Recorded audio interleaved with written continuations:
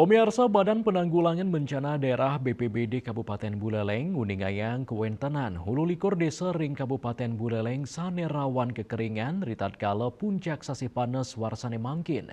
Ineke inucap keuningin anutin saking seselah saking BPBD Buleleng, ring resiko bencana kekeringan.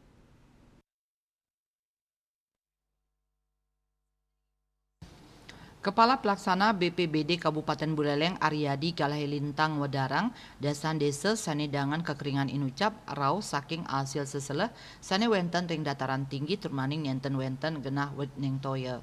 Kajian sani kemargiang ritat kala puncak periode kekeringan memargi ring bulan Juli kantos Agustus.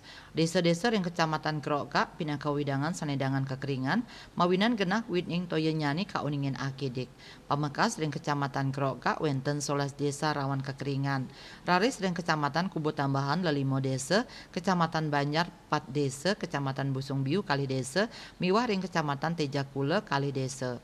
Aryadi ngawawahin warsane mangkin sasi panes ngelintang ring Kabupaten Buleleng ke Kantenang Kantun Aman. Santukan dorong wenten desa-desa saning ngaptiang suplai air bersih ke BPBD Buleleng.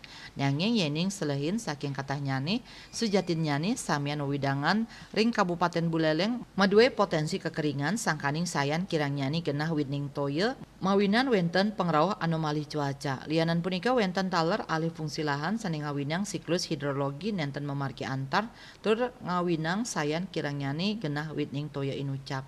Yuda Nguningayang.